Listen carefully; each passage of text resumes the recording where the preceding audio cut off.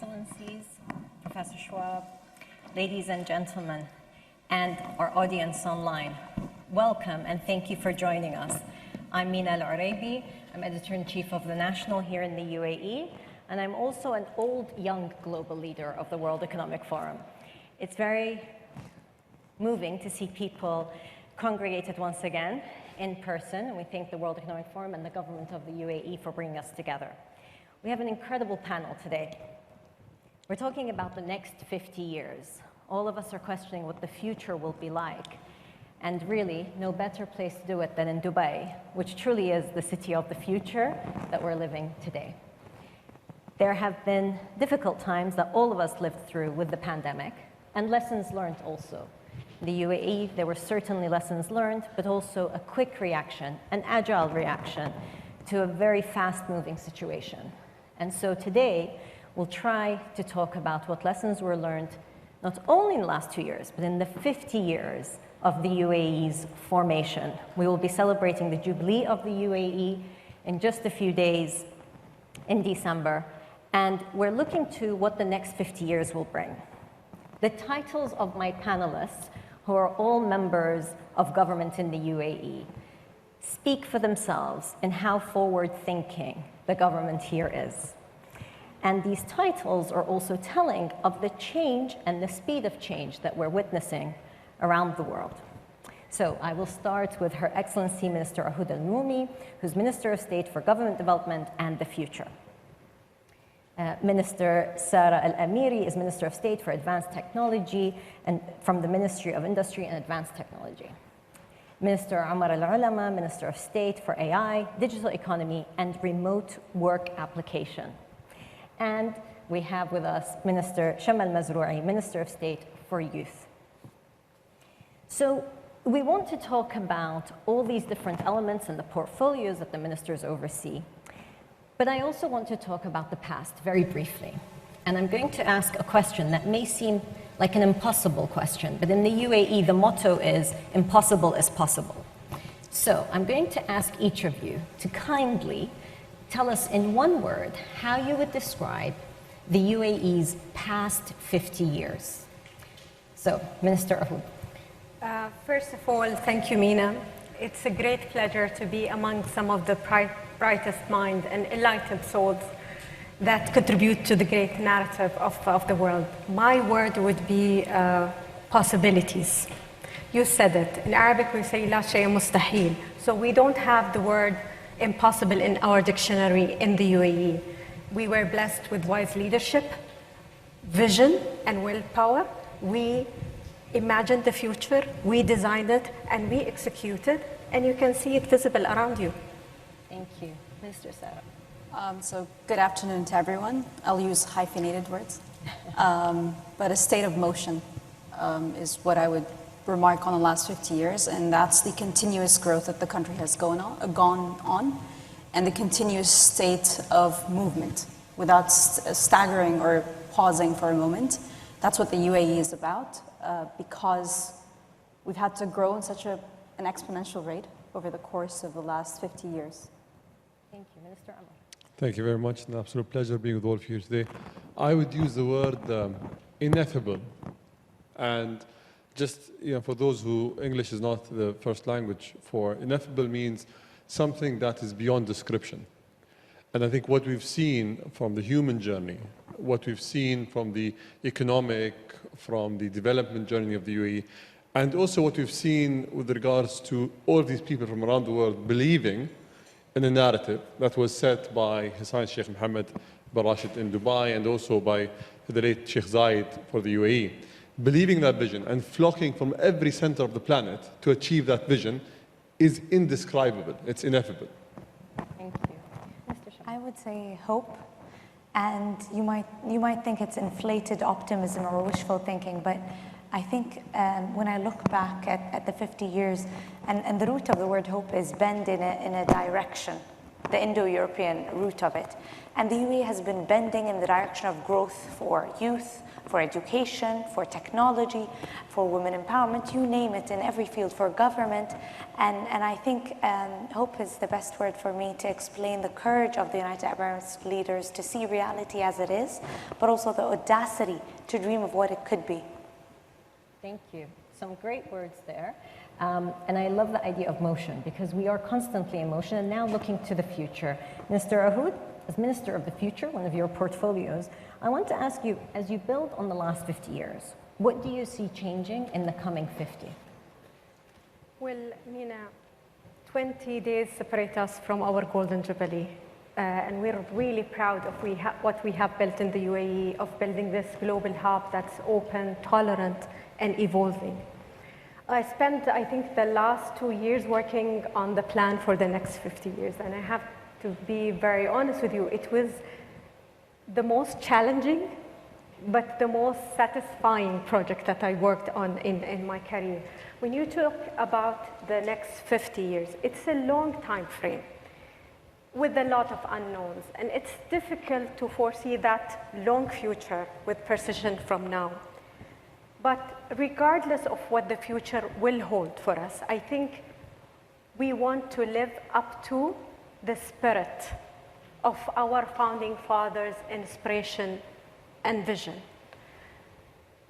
Working on two fronts: preserving the soul, the essence of the nation, and strengthening our union. At the same time, keep evolving, building new foundations for the future to unlock the potential of the future. The UAE has just launched its 10 guiding principles for the future. And in essence, these principles are about strengthening our competitive advantage, at the same time pushing the boundaries, expanding into new horizons. And if you allow me, Mina, I would like to talk about five of them very briefly.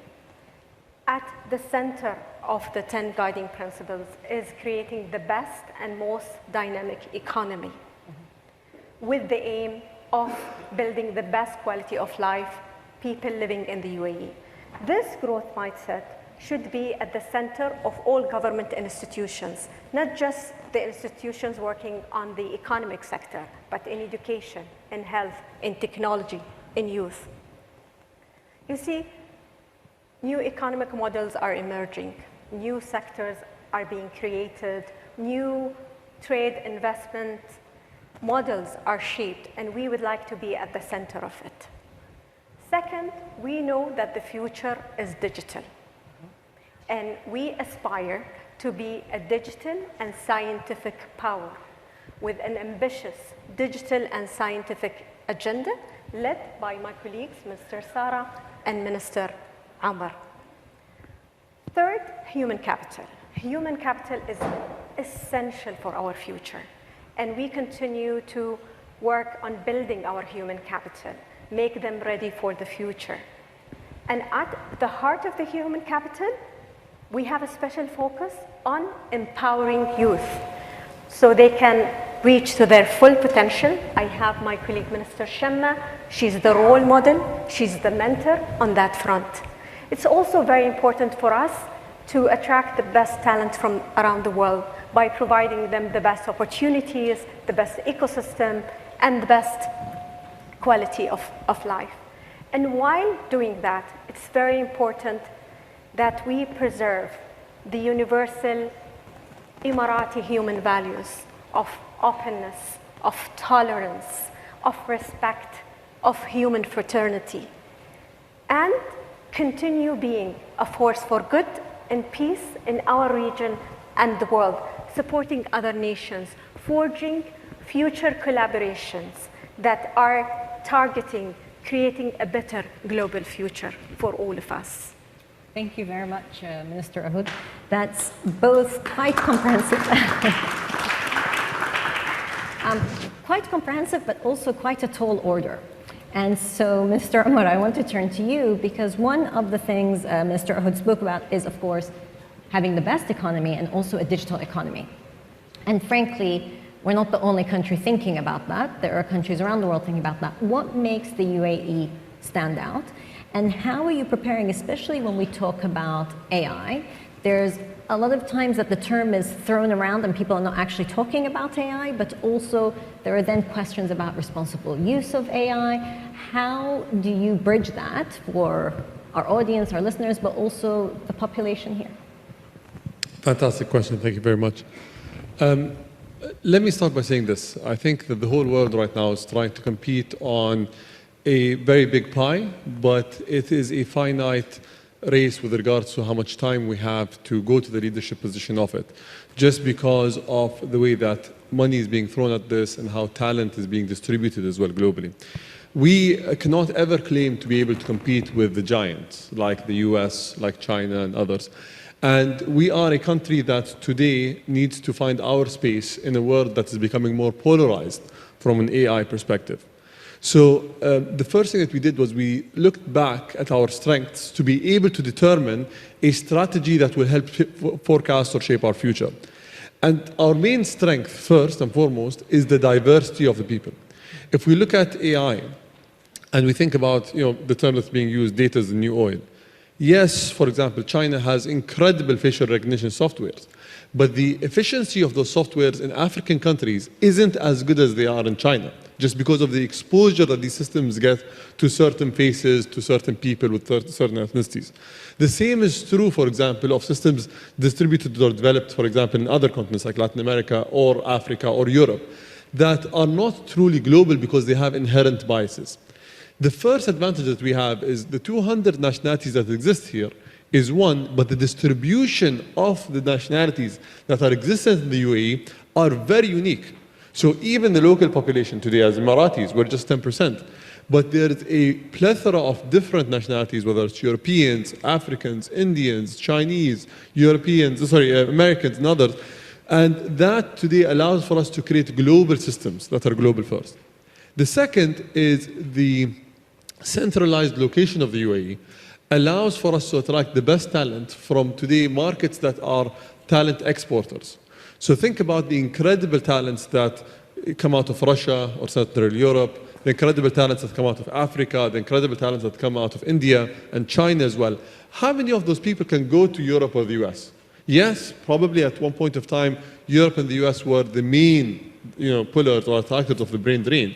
But today, with different policies that are being put in place, there are opportunities for hubs like the UAE to attract some of the top percentiles of these markets to come and thrive in the UAE. And we're seeing that through the digital economy startups that are becoming, whether it's unicorns or decacorns in the UAE, and also the solutions that are being developed here, they are solutions that are developed by the world, not just by the Emirati population. And then finally, the fact that as a government, we are agile enough to be able to move quickly with the regulation, but also move quickly with either regulating against challenges or regulating for opportunities. That is something that in many other countries will take months or years. It can take weeks or months here. So it's quite different. And we've launched a program called the Reg Lab that allows for great companies and thinkers from around the world to come and actually suggest certain things that should be deployed in the UAE. And we give them 6-month cycles to actually deploy on the ground if we believe that this is not going to harm people, and come back in 6 months and review the impact and the outcome of it. The final thing I think is not related directly to AI, but is a definite advantage, is our geography and our location. We can fly to anywhere in the world in one day, and at the same time you can work in one time zone and access the Asian market in the morning, access the European market in the afternoon, and access the American market all in the same day without having to stay up in the middle of the night and without having to focus on trying to go through things that affect your quality of life to become a global company. So we believe that there are a lot of advantages. We use that to look at first what is our main driver for AI, and the motto that we have for developing AI in the UAE is BRAIN, the acronym BRAIN, building a responsible artificial intelligence nation, because responsible AI means responsible deployment, responsible development, responsible use, and it also means thinking of future generations the same way we're thinking of current generations. It means that we need to also constantly look at the impact and assess them, and then come back to see how we can do better as a country. And that's our advantage. In terms of sectors, we're looking at non-controversial sectors. So oil and gas today is the main source of income for the UAE. How do we optimize to get more dollars for every barrel rather than be affected by price fluctuations? Looking at AI, for example, in logistics, we are a global leader today, and we operate 68 ports around the world. We operate one of the biggest airlines, the busiest airport. How do you use AI not to affect people's privacy, but to increase the efficiency of these services and these systems? And then finally, how do we make the government have efficiency gains by using these technologies? And efficiency gains means that you're not going to deploy something that looks like it's a potential technology that might harm you, but actually do it in a way that people can feel the impact. And that's why when you say, the UAE is the country of the future, it's because you saw the efficiency gain in certain services and you believe it inherently that you're seeing the future and you're seeing the convenience that it creates. Thank you. Thank you.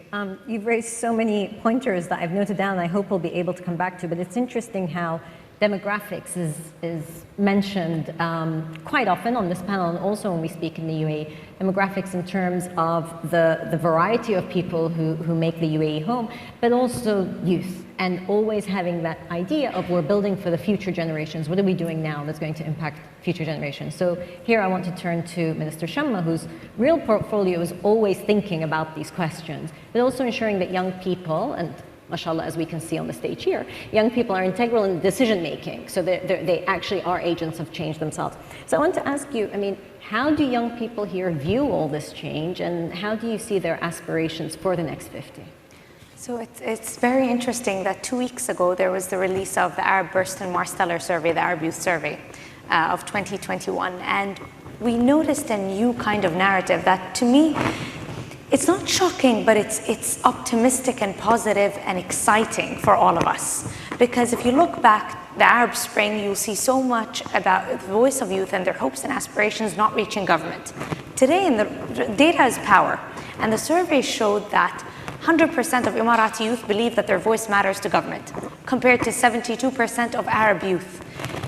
Leave the UAE on aside, but 72% of Arab youth, this is a big number. I think that is so powerful and profound. Now, what comes after is very important. What happens if their voice is important about government, and how do Arab governments respond? I'll leave that and I'll talk about it in a bit. But how are you dealing with the changes? The other very interesting statistics, and Mina, you wrote an article about it as well when the results came out. It's very shocking to see 60% of Arab youth optimistic that their best days lie in the future. And 90% of Emirati youth say that the best days lie as well in the future, in the next days. So you see so much optimism. Now, the question for governments is, there's a lot of hope among Arab youth now. And if you look at the vice of deficiency of hope, it's hopelessness, which is what we had a few years back in this region, especially that 60% of the region were youth. And the vice of excess is, of course, that inflated optimism. But today, Arab youth's hope is really, one, that their voice matters to government, and governments take action, and they believe that they're the future. So it's very interesting to see this dynamic. When we look deeper into what their aspirations are and what their obstacles are, as again, I want to go back to the survey because it's just powerful to see that terrorism is no longer in the list of obstacles facing governments in this region. It was in 2013, 2015, 2016. Today, it's not even on their list. Sustainability is on their list. Climate change is on their list. And so you see that Arab youth are hungry for governments that will invest in them. Maybe Minister Ahoud just mentioned how in the UAE, we really make it a point to ensure that young people are empowered.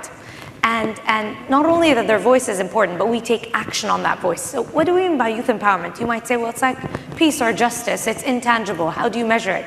Well, this year, my colleague and I really rolled up our sleeves with the Prime Minister's office, and we made this intangible empowerment of youth into something tangible with indicators in our federal government. And it came from young people. What does it mean to have empowered youth?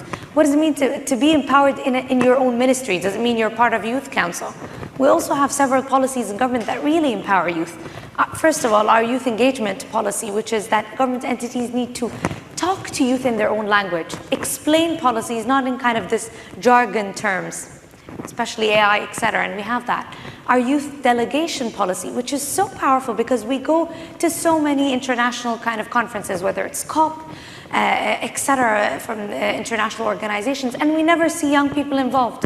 When they're there, sometimes they're just there for a media opportunity.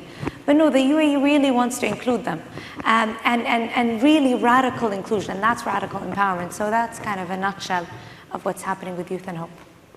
Thank you. And those statistics are really important, especially your point about terrorism, because I think sometimes we do get criticized when we talk about what we're doing in the Arab world. Quite often, war and problems and others don't necessarily come into the narrative. But the reason it doesn't is because we're talking about what actually works and what lessons can be taken away from that. And I think that's one of the things that, sometimes we were talking earlier this morning about the gap between the haves and the have-nots, not just as people, but also governments, and its vision, it's having foresight. And part of that vision is thinking where that economic growth is going to come from, but also that optimism of young people. How do you put it in a world that's changing so quickly? And we, of course, have the famous coined terminology of the fourth industrial revolution that is so important to explain what's happening and the acceleration around us. And so, Minister Sara, I want to turn to you and say, the challenge ahead is making sure that there are those technologies of the fourth industrial revolution that are being harnessed to place strategic decisions and mapping out that future. So if you could kindly tell us, what are those fourth industrial revolution technologies and how they're being utilized? Absolutely. So first and foremost, I will not talk about the technologies, because we had an initial dilemma with the creation within the government reshuffle that happened in the Emirates in July of 2020, which was a major retrospective look at how the government functions and how institutions within the government functions in the context of what happened during the pandemic. And one of the ministries that came out of it is the Ministry of Industry and Advanced Technology, being put together in one portfolio. And ourselves, we asked, what does it mean to be in the government sector talking about industry and advanced technology together? And what we've realized, it's not about the technologies. The technologies are what we're used to and what can be deployed in various sectors, but it is the how that's important. How do you deploy those technologies? How do you ensure that those technologies actually work on a shop floor or on a company or within an industry? And it's not a one-size-fits-all solution. You cannot go and take an AI or a VR system or even a production system, even within sectors, and deploy them there. So that's the one factor. Technology, not one-size-fits-all, especially when it comes to the overall terminology or where it operates. The second aspect of it, it's not about the technology. The fourth industrial revolution is about bringing everything together. It's about, if you're talking about industry, it's about the people that work within those industries or within those individual companies. It's about the output, the customers that go into the production process and the output process of the industries. It's about the overall environment.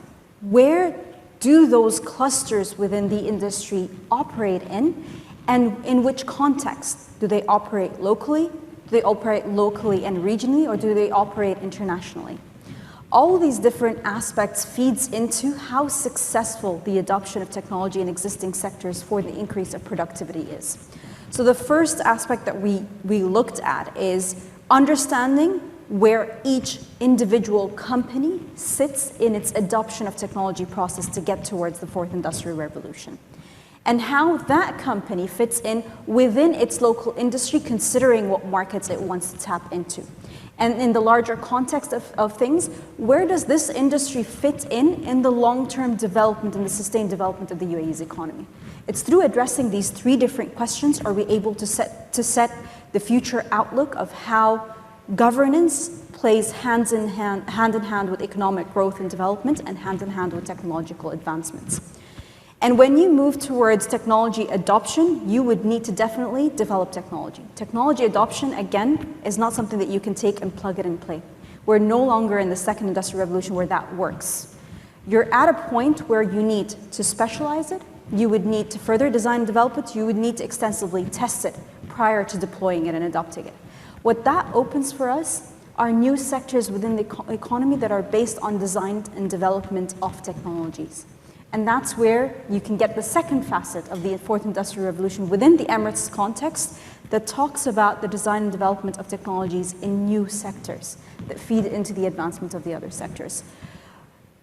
And as we move forward, the governance aspect comes on. How do you alleviate risk? Transforming from one industrial revolution to another requires a lot of upfront capital from industrial players. And we're talking about this transformation at a time where, like Professor Klaus spoke about, the Great Reset happened. A lot of companies had majorly disrupted their entire business models because of what happened over the course of the last 2 years. How do you alleviate the risk? How do you ensure that access to talent is continuous? And His Excellency Umar spoke about that. How do you ensure that the youth are part of this development aspect, and the talent and the capability and the capacity development is continuously being infused to that sector? And how do you ensure that you're agile? Because technology is up and coming, and it's transformative and changes a lot. How do you ensure that there's agility in the development process? Thank you, Minister Sarah. The points you raise, particularly this idea of risk, because Mr. Ahoud, you were talking about this kind of long-term and planning for the next 50. We're talking about constant change. We're talking about how young people are seeing their future and building it. But there's also quite a lot of risk involved.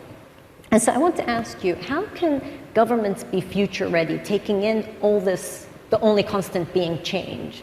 How do you get governments to be future ready? So, Mina, we have a motto in the UAE that we don't wait for the future, we create it.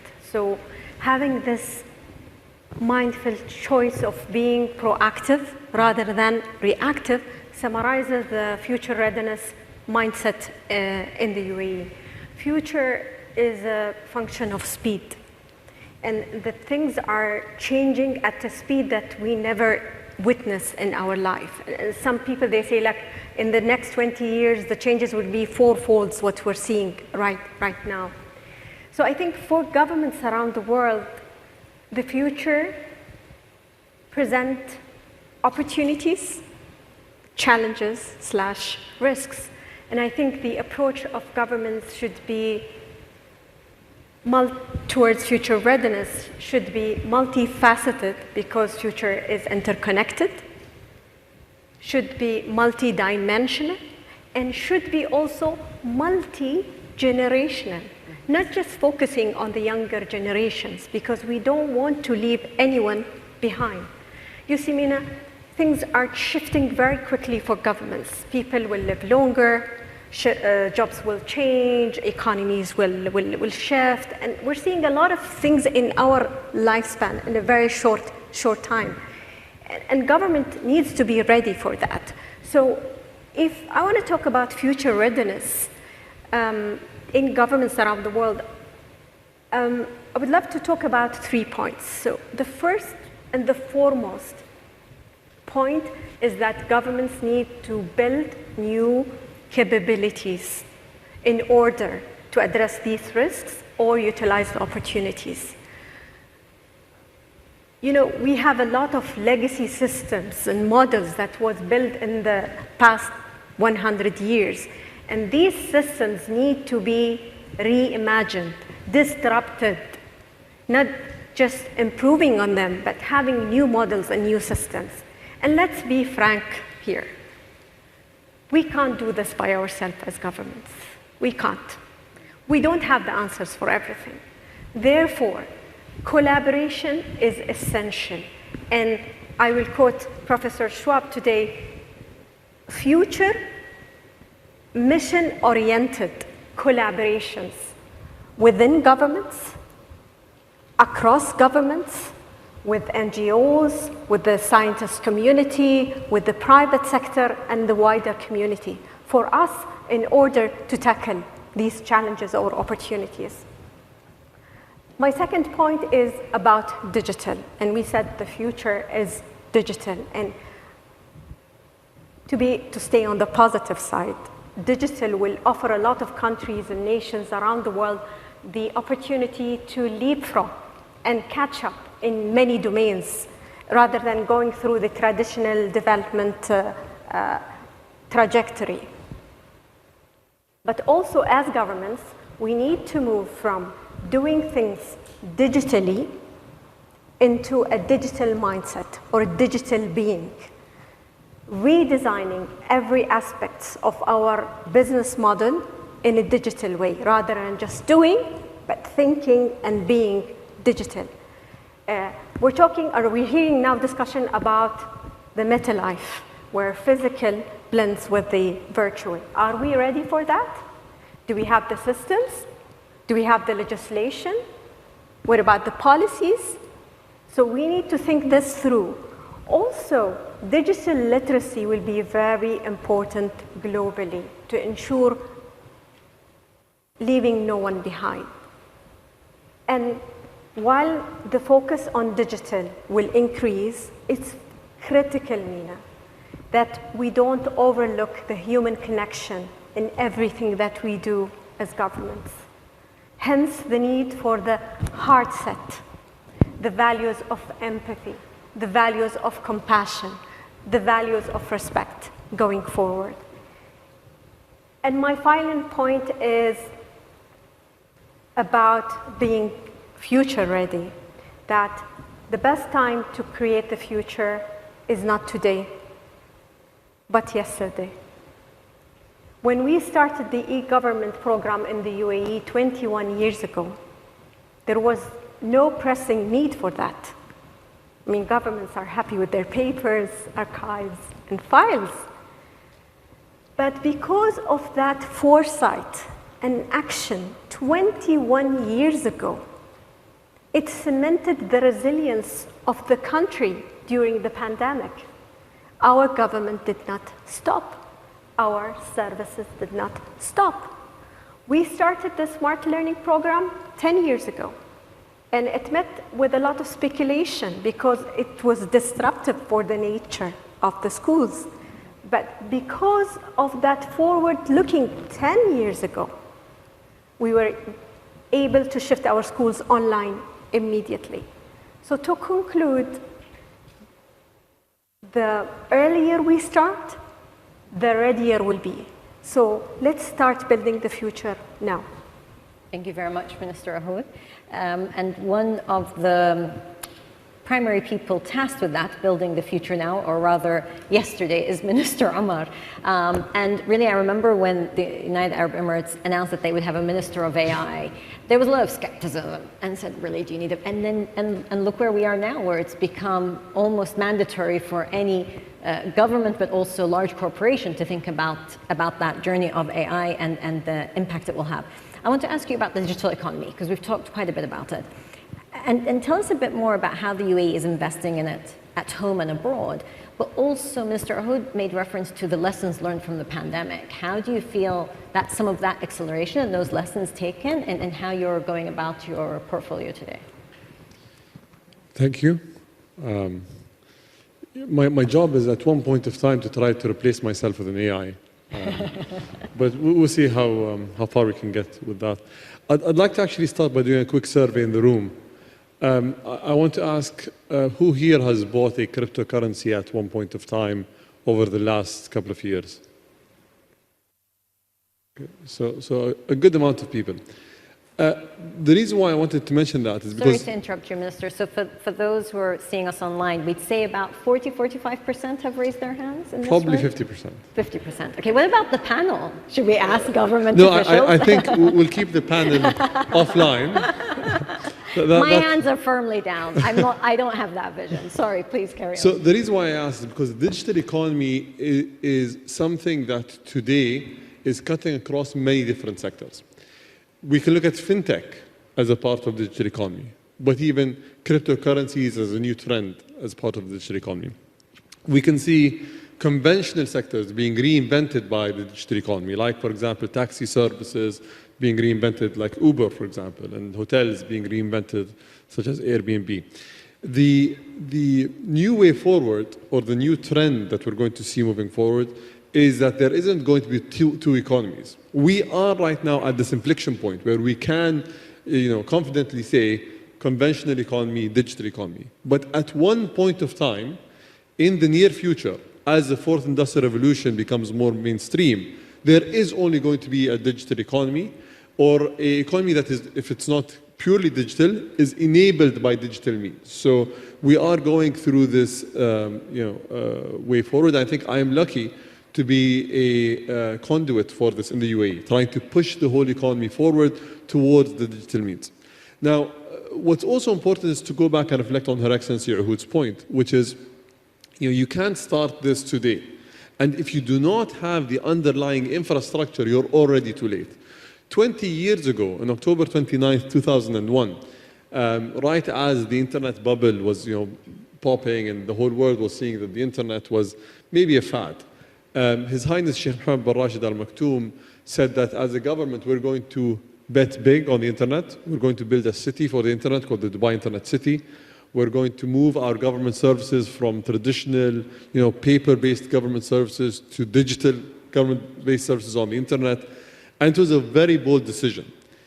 That creation of a cluster, the attraction of talent, the regulations that were put to regulate the internet, created today a digital economy landscape in the UAE that, if you look at the region, for example, and I'm going to take the worst year, not the best year. This year is the worst year, 2021, compared to previous years. The UAE attracts 63% of all investments in digital economy startups, like FDI, from the region.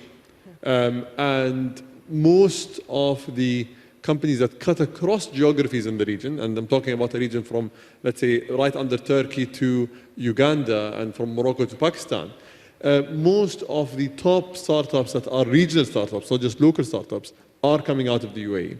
So that investment 21 years ago, or 20 years ago, gave us the current present that we're living in.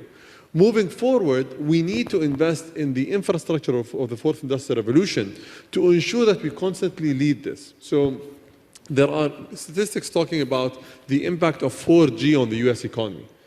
And 4G, as some analysts put it, impacted the US economy by around $700 billion, because many of the companies that became billion-dollar unicorns, like Uber and others, were only enabled or only possible because of 4G, because of the convergence of GPS data, internet data, and telecom data coming to one device and allowing for that service to be created.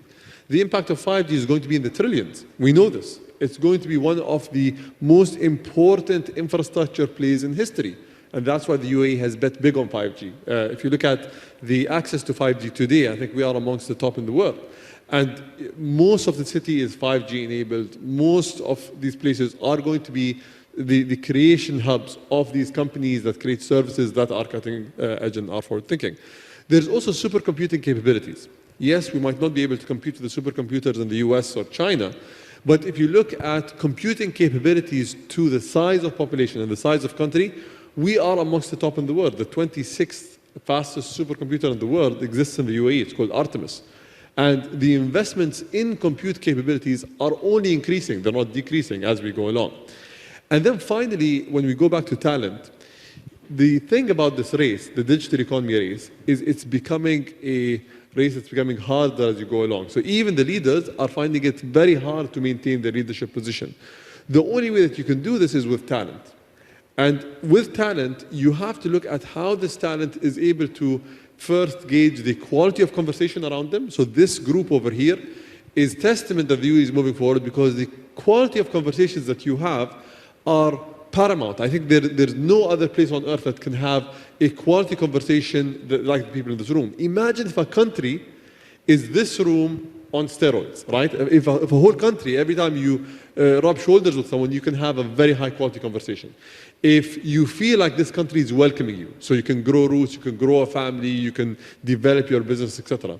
And if the country as well helps you push your service or your product forward beyond the geography to a broader market. And I think that is our unique selling point, that most of the growth today is coming in Asia, most of the future growth is going to come in Africa, and we're perfectly situated to open up both of these markets for everyone, whether it's scientists, whether it's entrepreneurs, or even people who just want to push the technology forward as technology developers. This is the place to be. Thank you, Minister Omar. It's always interesting that while we think about the virtual world and digitization and so forth, how important geography is, and the physical elements and time zones and the presence of people and the ability to convene are. Mr. Sharma, I want to turn to you. Something that Minister Ahoud said was that this is intergenerational, and we're not just talking about enabling young people, but also making sure that there's an older generation that's on board, and be it through reskilling, be it through digital literacy and so forth. So I want to ask you, and the challenge for young people from a country and a region that is largely young, how can young people be helping society, empowering society, and making sure that there isn't that gap between generations? I love this question of how can empowered people empower society? Let's look at it if you don't have empowered youth. And if you take physics, energy takes the path of least resistance. So just like water and electricity, if you don't give young people the platform for better jobs, to be educated youth, to be healthy young people, safe, great citizenship, they're going to take the path of least resistance, a path where crime, addiction, terrorism, so many others. And so what kind of society will you have if you had your majority of your population unskilled, unemployed, unhealthy? I think it's a society that no one wants.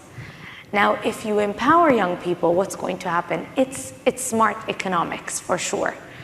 But from our perspective in the UAE, and I'll give you a couple of examples, we have a lot of youth councils, so we give young people a seat at the table in every emirate, and they work with the local governments directly to improve their own kind of society.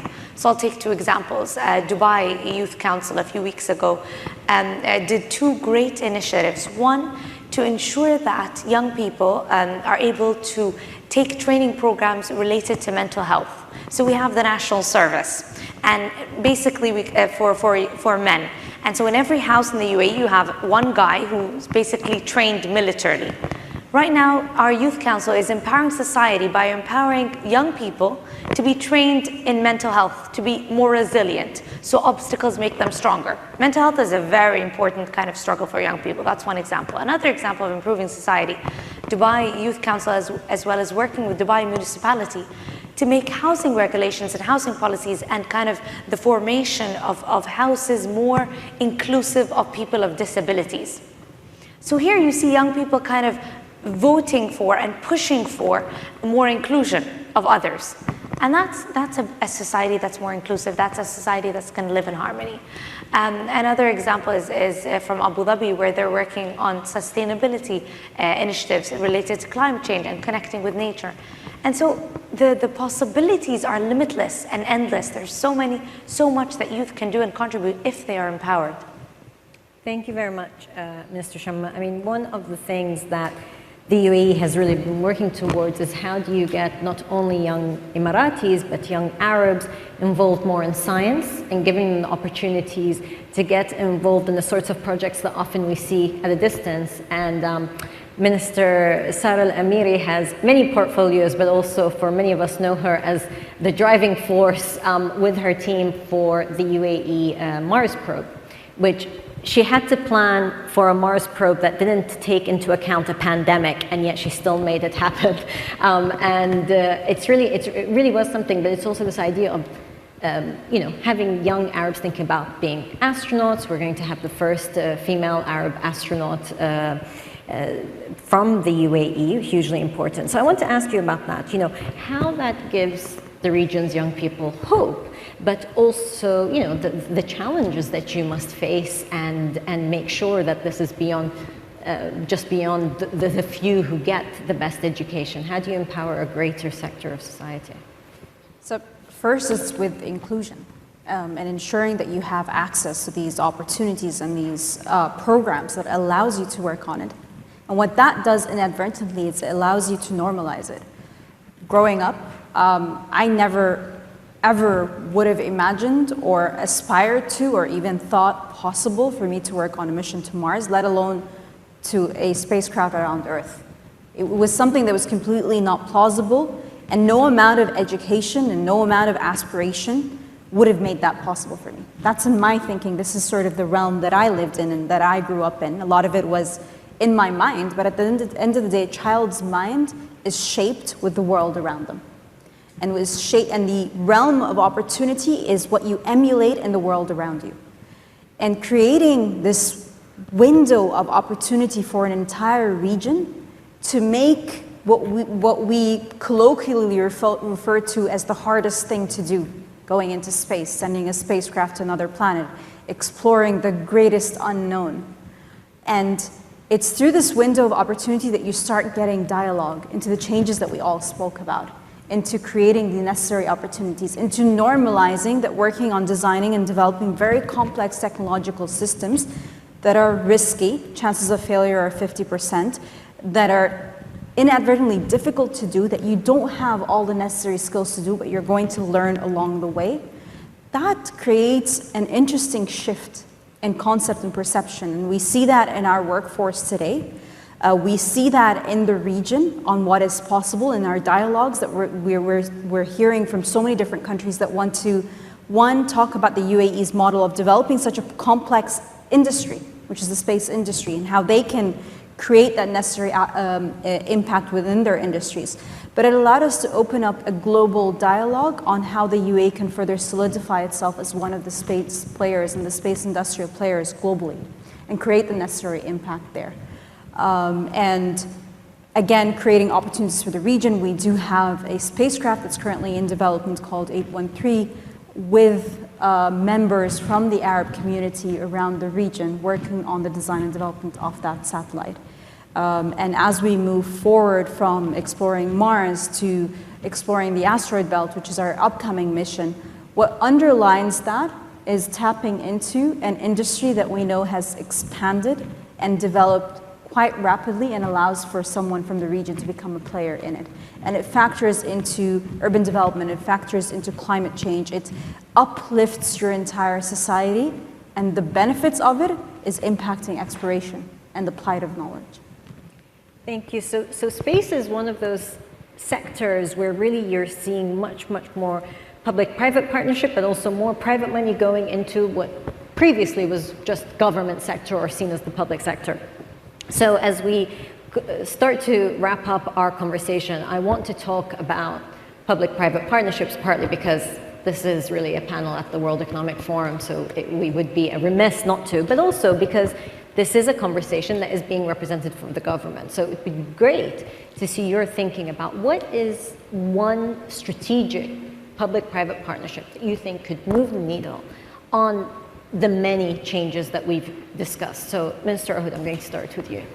So Mina, if you allow me, I will not talk about the one public-private partnership, but what I want to say that we need to reimagine this partnership. I mean, each government around the world, they have an office somewhere called public-private partnership. I think last time I checked, there were 200 of them.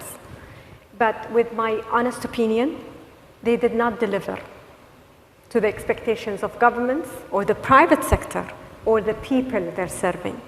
So my calling for governments around the world is to revamp this notion of public-private partnerships, shifting it from just PPP into FP, which I would call the future partnerships, with a specific mission towards creating the future and expanding beyond just the private sector to the whole of society, the whole of community, because we can't play solo when it comes to the future. We need to be united, united in our responsibility, united in our accountability, and united in our action. It's interesting you raise the point of accountability, because I think this is one of the questions people sometimes have. If it's the private sector getting involved, for example, in space, they say, but hold on, who are they accountable to? But also on governments, accountability really being, and what we've seen in the pandemic, based on legitimacy through competence. So that competence point that you raised, that, you know, if we're talking about PPP, well, actually, how competent were these partnerships and how did they deliver? So that measurement is hugely important. Minister Sarah, I'll turn to you next. I'll speak to the public-private partnership from the context of one of the methods. And the reason I'm going to refer to one of the methods is because it's not a public-private partnerships that is typical, like you said, a PPP. And there's only one model to work towards it. In, for example, the fourth industrial revolution, most industries, especially the biggest players within the Emirates that are both made up from multinational and UAE-based companies, understand that we will enter into the fourth industrial revolution as an economy when the entire industry enters into it. So it's no longer a single company that needs to operate as a lighthouse, as an example. It is the entire industry and the ecosystem around it that needs to operate at that level for you to realize as an economy the benefits of the fourth industrial revolution. And through this, we've created the Champions Network, where we have over 12 of the top adopters of fourth industrial revolution or developers of fourth industrial revolution technologies that are part of uplifting their entire sector through transferring know-how, through transferring experiences, through bringing in what is the right practice to adopting technologies, and some of them even offering free digital transformation for some companies that are working in their sector. So it's no longer about competition between public-private partnerships, and it's expanding into public-private partnerships. Because we all realize collectively that if you uplift an economy, you need to uplift it together. If you want to create a more interconnected nation, you need to do it together. If you want to have better governance of any sector, or better opportunities created within the sectors, you need to do it together. That doesn't remove the opportunity for partnership, but that allows you to create a better environment by which you can operate in and create the right competition that then advances, in my sector, technological advancement forward, rather than being antagonistic to joint development. It's really interesting, because then how do you, if you're helping to elevate the sector as a company, you're helping other competitors. So how do you bring the competition, maintain the competition, while also elevating the sector? So competition is actually healthy for technological advancement. If it's only a single company that designs and develops technologies, you need to rely on the internal workings of that institution to ensure that technologies are not only incrementally being tweaked, but rather the monumental shifts that you need to see is moving forward. When you have competition, and it's not necessarily direct competition, one-to-one product and service competition, they're usually complementary, because we're at a time where personalization is in place. Therefore, you're able to create the necessary competition to, one, ensure that companies are moving forward in their development, and it's not incremental changes in technologies, and at the same time allowing market access. And the way we do it within the country is ensuring that we're expanding market access for these companies. So once you're elevating them, you're increasing their access to market, ensuring their long-term competitiveness, because as any country wants, we need to ensure that every sector of our economy can sustain itself, not during the 5 years that is important for the bottom line, but for the 10, 15 years that ensures the resilience of your overall economy. And to be able to do that, you need to accept, yes, competition is there, complementary competition is there, opening up market is there. And it's a multifaceted approach that you can take to elevating the entire sector. Thank you very much. Minister Omar. So by public, we mean government, right? Yes. So that's the conventional term. I think that that's probably a historic term that is no longer relevant, because it depends on where it's being used. Because the government does not always represent directly what the ambitions of the people want on specific fields, right? It might be how it's affecting the government directly. So I think we need to bring the people into the mix. So just to add another acronym here, we should look at it as public-private people partnership, right? We need to bring the people into the loop. The second thing is, depending on what we are approaching and how we're approaching it, that order changes. So if you look at climate change, for example, it's a public-private partnership, because if the people on the ground do not take the actions, government officials talk about it a lot. We've seen that. We've seen the maximum cap of 2 degrees and all of the different goals that were put in place. Achieving that will not happen if each and every single one of us does not take a small action that is going to lead to big change. And COVID was a great example where a lot of the natural environment got affected by us taking decisions of not leaving our houses, not traveling, not doing certain things. So on that specific example, it's people, public, private partnerships. On other examples where the technology or the issue at hand is not at the, let's say, periphery of governments. If we look at today a hypothetical technology of something like pico technology, for example, right? It's not on any government's agenda. It's not on anyone's mind. Here it should be private, public, people partnership. The private sector, if it is developing something on that front and if it has achieved a breakthrough, should engage on these discussions, should bring the government up to speed, should increase awareness when it comes to people, and should try to nurture the right partnerships that will instill change and move things forward and push the envelope forward. And then finally, on items or issues specifically facing government. So if we look at what Her Excellency Shamma said on, for example, the youth feeling like their voice is not heard or the government not being able to provide the right platform, here the government shouldn't be worried about actually engaging. The government should bring the private sector, should bring the people, and should try to engage actively to try to overcome the challenge, because no one is going to blame you for trying. What they're going to blame you for is not doing anything. And I think depending on the order of these three and depending on the task that is being addressed, the way that its approach should change. Thank you. I love this idea of inaction in itself is a problem, and that you will be criticized without the intent and the will. So, Minister Shamla, to you, what is the one or multiple strategic public-partner partnerships you think the world should be capitalizing on? So in my field, in the youth field, I think one of the most important topics is skills, and we've seen kind of public-private partnerships a bit failing. If you look at the global talent shortage, it's 40 million workers, yet a shortage of 40 million skilled workers, yet we have so much unemployment. Where is that? Why aren't we solving it?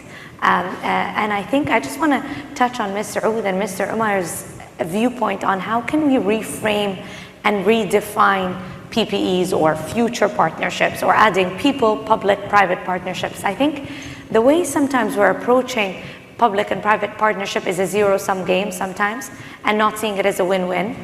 And sometimes we see it as 1 + 1 = 2. We all learned arithmetics, yes, 1 + 1 = 2, but I think these partnerships need to be 1 + 1 more than 2. And we see it in nature. Nature teaches us the power of synergy. If you look at plants, two plants alone will grow on themselves, but when they're kind of intertwined, if their roots were intertwined together, they will grow stronger plants. Take 2 blocks of wood, it's one wood and another wood, and put them together, they will carry more than what they can carry on themselves. That's more than 2. There's so many maybe examples anyone can think of, but I think why don't we approach public-private partnerships with that kind of lens of that, hey, we can do so much more when we really believe that it's a win-win situation and not a zero-sum game. Thank you for those thoughts. And the idea of it not being a zero-sum game, I think often I end up moderating sessions that are talking harsh geopolitics, and often it comes across as a zero-sum game. So it's refreshing to think about it. And the reality is, especially when it comes to nature and as the COP26 meetings continue in Glasgow, how much we feel that and how important the private sector is to that conversation, but also people power. And so it has been really wonderful to hear your thoughts on this, but also to give us a moment to pause as we continue our meetings on the great narrative of the possibilities that are out there, the opportunities that are out there, but also that we're also playing catch up. And there's a lot to catch up on. We also heard today about the importance of demographics, the importance of vision, the importance of geography, of education, and people, of course, and skills. And so as we go forward in our conversations today, we keep those in mind, but also keeping in mind the opportunities. I want to thank our panelists. I want to thank those of you here in the room and those of you who have followed us online. You can continue the conversation on social media using @WEF as the handle to engage with this conversation. Thank you so much, and thank you especially to our panelists.